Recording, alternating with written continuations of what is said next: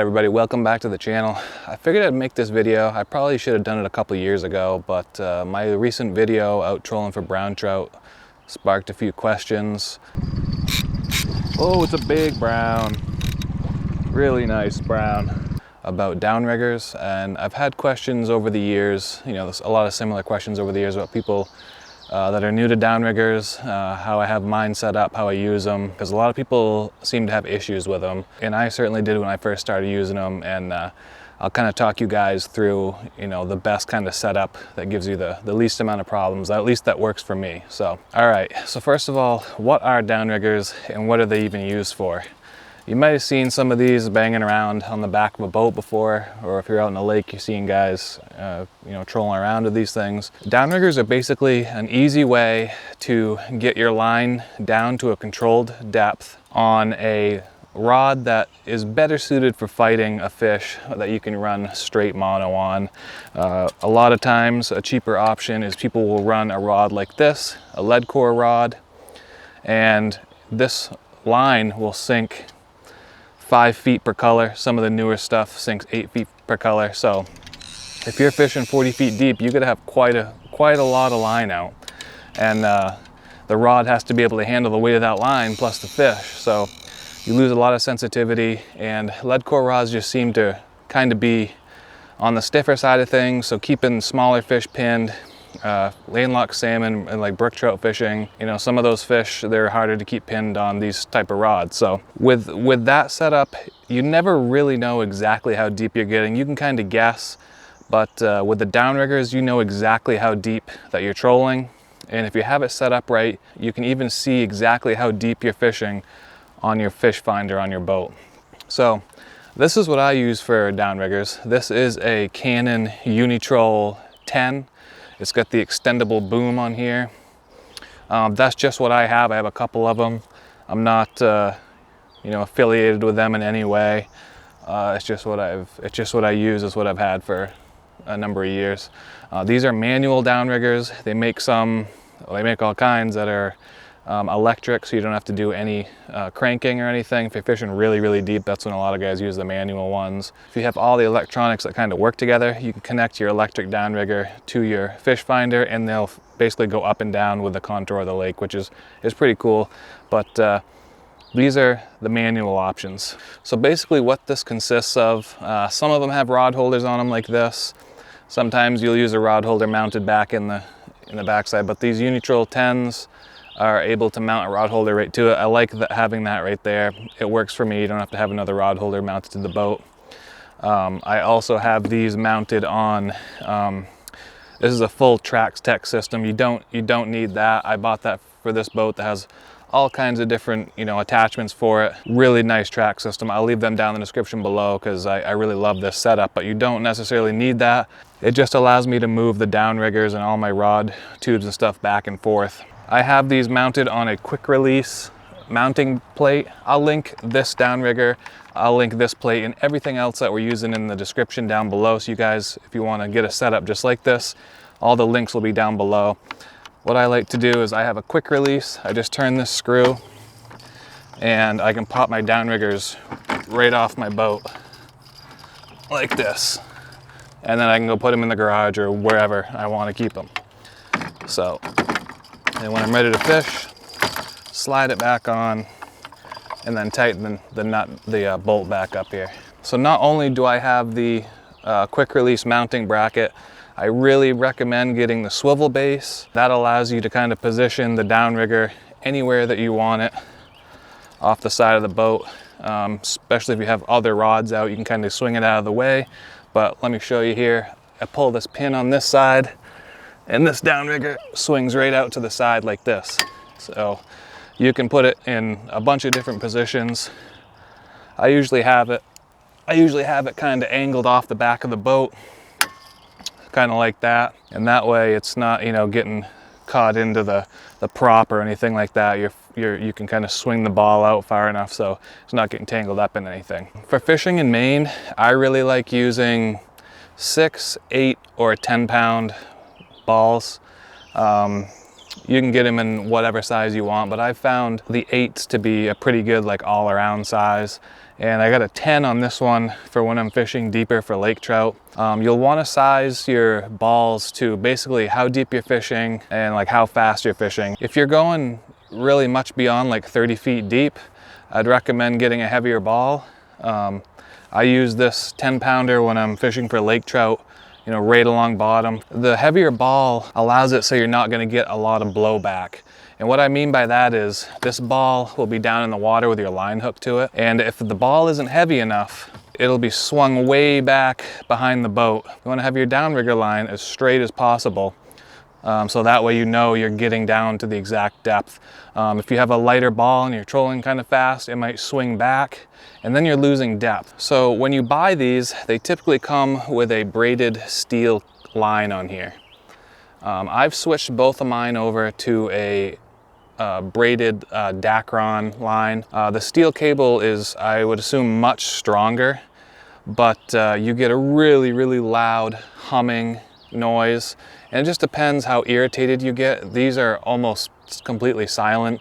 When the wind blows and when you're down really deep, you can get a real annoying hum sound with the stainless. So I switched over to braided line, and I really like it so far. I've been using it 3 years and it works really well. So this is kind of what it looks like coming off your boat. So one question I get is, why is my release so far from the ball? But the reason I do that is because I run a snubber in between the ball and the release right here. This is a snubber. I'll link one down in the description below. They're specific for downrigger fishing. And basically that just allows this ball to kind of bounce along, and it doesn't put as much strain on your downrigger and mount. And the other thing is, if you get hung up with the ball on bottom and it snaps, it's gonna snap this snubber and not snap your cable. And then you won't lose all this other gear, your release, swivels, clamps, and all that stuff. It'll just snap it right here. You can put on a new snubber and a new ball and you're ready to go. A lot of people ask me what releases that I run, and I think that's one of the biggest problems that people have, is getting their releases to work correctly. I've used a bunch of different releases. When you buy these, a lot of times they come with the clamp style releases, and I really hate those. That's what I started out with. And the biggest complaint that people have is that their releases don't release when they're catching, you know, brook trout or smaller salmon and trout. They'll pick their rods up and there'll be a fish on there and the release never popped off, so you've been dragging that fish around half the day. And a lot of the releases that come with these are really just way overkill. They're made for like Great Lakes fishing, for really big fish, and it takes a lot to set them off. So Chamberlain releases is what a lot of people use. I'll link these down in the description below, and make sure you go and check that link, because there's actually 2 of these that you can get.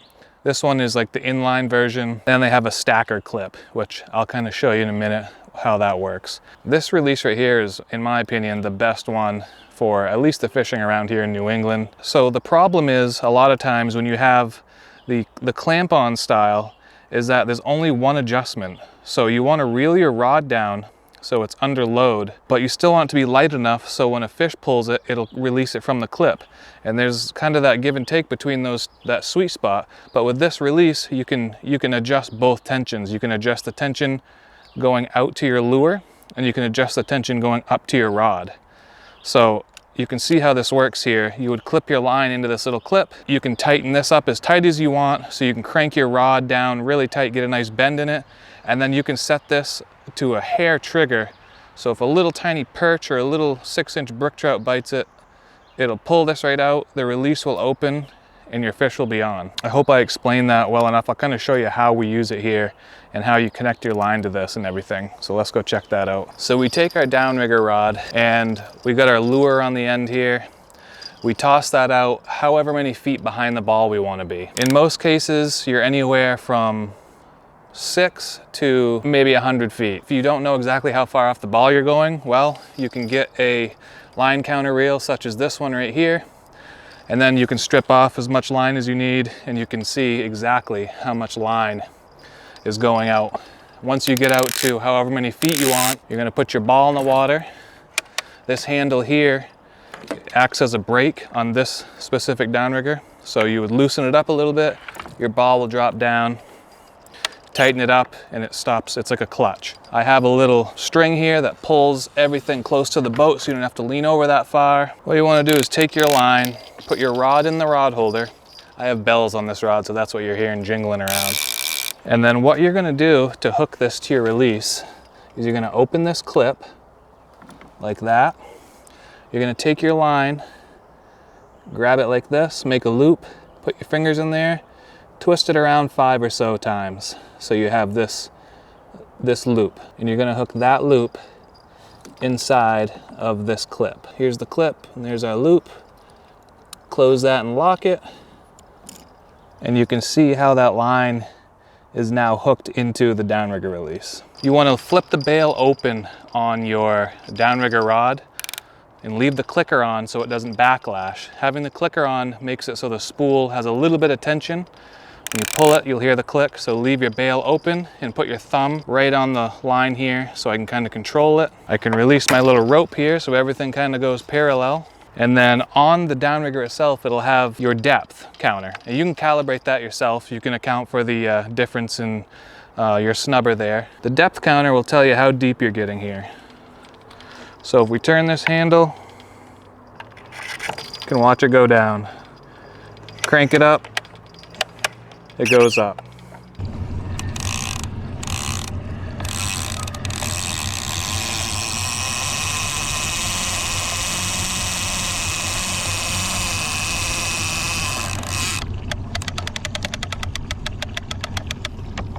And then what you want to do with your rod is engage the handle, crank it down fairly tight like this. And there you go, now you're fishing. So you can see here, this is what your downrigger clip's gonna look like in the water. The line going straight back will go to your lure, the line going up goes to your rod. You can crank this down nice and tight so the down pressure, gets a nice bend in the rod. And you can have this nice and loose so when a brook trout pulls on it,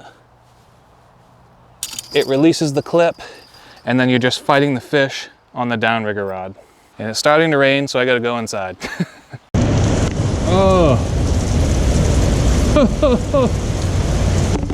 Glad I'm not out in the boat right now. Well, now that everything's soaked, let's see.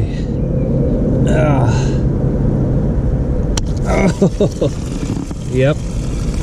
Rained a little. Okay, now that everything's completely soaked, try to remember where I left off here. I think I showed you guys all the operation of everything here and how to kind of hook your line to the release and how the release works. Like I said, I think this is the best release that you can buy for the type of fishing that we do up here anyway. Oh, let me show you what the stacker release clip looks like. All right, so I just found something else.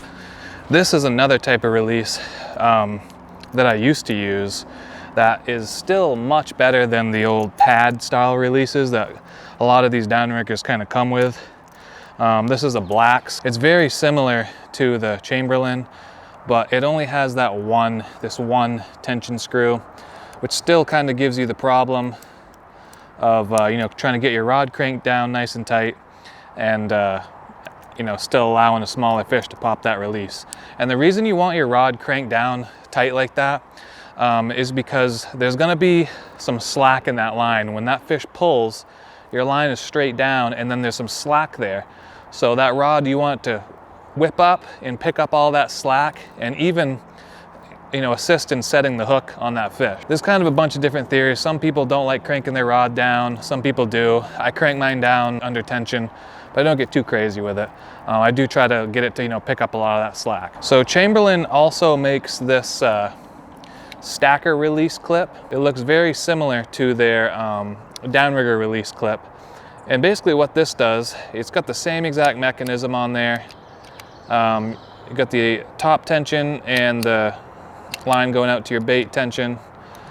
And this is basically for stacking multiple rods on a downrigger. So let's say you want to fish in 30 feet of water and you want to kind of fish the whole water column. Well, this allows you to fish with multiple rods on one downrigger. So you'll clip your first line into this, drop it down about 15 feet or halfway down the water column, wherever you want to go. And then you can take your stacker release You've dropped this down about halfway. You will attach the stacker release right to the downrigger line like that. And then you can connect your next line to it and then drop all of this down to 30 feet. So your bottom ball is at 30 feet. So that means this lure is at 30 and this one will now be at 15. So you can kind of see how that works. You're gonna reel your ball up. What happens is you start reeling, and this has a little mechanism, has a little lever here. You can use it, flip it by hand, and it'll allow you to slide this up and down the line. But you start reeling, and as soon as tension gets put on that, you can see it slides down. So it's all free spooled on the line there. And then you can just pop it right off pretty easily like that. So definitely pick up a couple of these, especially if you're fishing with some buddies. You can stack multiple rods on one downrigger. Now, talking about rods, you don't need anything really that specific. You can use an old spinning rod. You can use an old trolling rod. You can really use anything.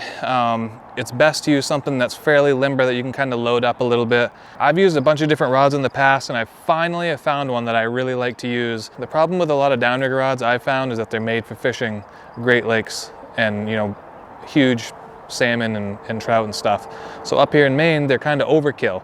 But I just started fishing this rod last year, and I bought a second one beginning of this year, so now I have two, and I've fallen in love with this whole combo. It is expensive, but it's the best that I've used, and I put this in the hands of 3 or 4 other buddies, and they've all loved it. I'll link it down in the description below. It's the Shimano Telora rod with the Dakota 500 line counter reel. And the line count is kind of important, so you can, you know, remember where you set your line back. You can kind of keep track of everything. And I just spool that with 10-pound mono. So that's all I do there. This rod, they make a few different models of it. This one is the 9-foot light, and then I have I think an 8'6" medium, and they're both perfect for this type of stuff. You can get much cheaper setup than this. You don't need a line counter, but it definitely makes for a better experience, and I really like it. So if you guys are looking for a really nice downrigger rod setup, go check this one out. One last thing about downriggers, you can see where I've mounted these on the boat. They're a couple feet up, but kind of right off the back of the boat. So in this way, my fish finder that's mounted, my transducer that's mounted over on the other side of the boat, when both of these balls are deployed and out, you can actually see them both tracking on the fish finder. I'll show you guys an image of what that looks like. So if you're gonna permanently mount these to your boat, just make sure that your transducer is picking up both balls when they're deployed. That'll just make your life a lot easier. And you can actually watch fish come up to the ball and come up to your lure, and you can tell if they're interested or not. And that'll help you kind of decide, well, maybe we should try something else for a bait, try something else for lure, maybe we'll try different depths. But yeah. It's all kind of a learning curve, but hopefully some of that information helped you out. If I missed anything, which I'm sure I did, just leave it down in the comments below and I'll get back to you guys. Everything here is linked in the description below. Some of this stuff doesn't come with a downrigger, like this cable here I think is an optional thing. I definitely recommend getting it so you're not leaning way out over the boat. Be as safe as possible. And yeah, hope you guys enjoyed the video. Thanks for watching. We'll catch you in the next one.